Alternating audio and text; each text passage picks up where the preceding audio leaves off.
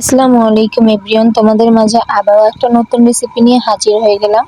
তো দেখতেই পাচ্ছ আমি চটপটি বানিয়েছি। তো ঘরে থাকা অল্প কিছু উপকরণ দিয়ে কিভাবে চটপটিটা বানালাম সেইটাই তোমাদের সাথে শেয়ার করব। আমি কিন্তু কোনো রাঁধুনি চটপটির মশলা ছাড়াই এই চটপটিটি তৈরি করেছি। তো এখানে আমি প্রথমে চটপটির ডাল নিয়েছি, আর ডালটাকে এখন আমি খুব সুন্দর করে ধুয়ে ভিজিয়ে রাখবো। তোমরা কিন্তু সারা রাতের জন্য ভিজিয়ে রাখলেও পারো, কিংবা 7 থেকে 8 ঘন্টা ভিজিয়ে রাখলেই হয়ে যাবে। এখন এই তো দেখতেই পাচ্ছ আমি যতটুকু পরিমাণ পানি লাগবে সেই পরিমাণ পানি দিয়ে আমি এটাকে সারা রাতের জন্য ভিজিয়ে রাখবো। তো এভাবে করে খুব সুন্দর করে ঢাকনা দিয়ে ভিজিয়ে রাখতে হবে কিন্তু। আর এই যে ভিজানোর পরে চলে আসলাম সারা রাতের পরে, এখন আমি এটাকে সিদ্ধ করতে দিব। তো চটপটির ডালটা কিন্তু সিদ্ধ হতে অনেক সময় লাগে, এই জন্য একটু বেশি করেই পানি দিয়ে দিয়েছি। আর দিয়ে দিয়েছি আলু, কয়েক পিস আলু আমি কেটে একসাথেই সিদ্ধ করতে দিয়েছি। আর একটু সামান্য হলুদের গুঁড়া দিয়ে দিলাম যাতে কালারটা সুন্দর আসে। তো এই যে সিদ্ধ হয়ে গেল। আর সিদ্ধ হওয়ার পরে কিন্তু আমি আলুটা আধা ভাঙা করে নিয়েছি, আলুটা আমি পুরো ম্যাশ করিনি, আধা ভাঙা করে নিয়ে তারপরে এই যে চটপটি ডালের সাথে দিয়ে দিয়েছি।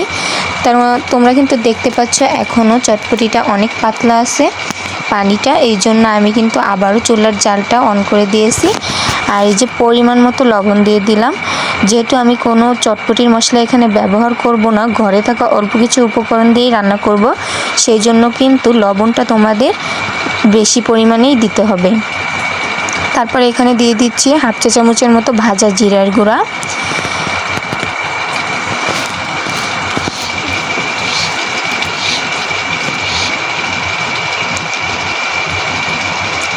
জিরার গুঁড়াটা দিয়ে ভালো করে নেড়ে নিব।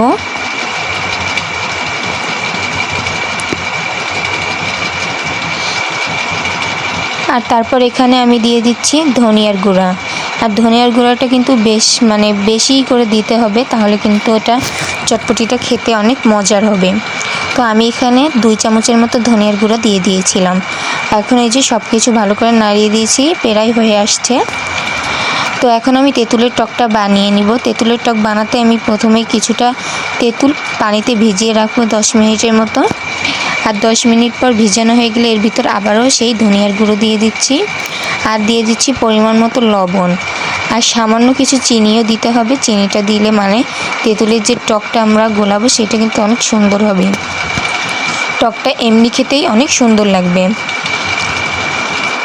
আর দিয়ে দিচ্ছি ঝালের গুঁড়া। এখন এটাকে সুন্দর করে তেঁতুলের টকটা আমরা বানিয়ে নিব। এইভাবে করে কিন্তু তেঁতুলের টক বানালে এমনি খেতে অনেক ভালো লাগে। তো এই যে তেঁতুলের টকটা বানানো হয়ে গেল, এখন চলো তোমাদের সাথে চটপটি মূলটা শেয়ার করি। এখন এটাকে পরিবেশন করার জন্য আমি দিয়ে দিচ্ছি কিছুটা শসা কুচি, দিয়ে দিব কিছুটা পেঁয়াজ কুচি, দিয়ে দিচ্ছি 2টা ডিম কুচি। আর ডিম কিন্তু অবশ্যই তোমাদের চটপটি যেরকম হবে সেই রকম বুঝেই ডিম দিতে হবে, বাড়িয়ে কমিয়ে।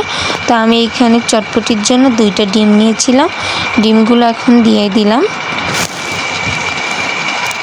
আর দিয়ে দিচ্ছি একটা নুডলসের মশলা, নুডলসের যে মশলা কিনতে পাওয়া যায় 5 টাকা প্যাকেট, ওই মশলা দিলেই হবে। আর তারপর উপর থেকে দিয়ে দিচ্ছি কিছুটা কাঁচামরিচ কুচি।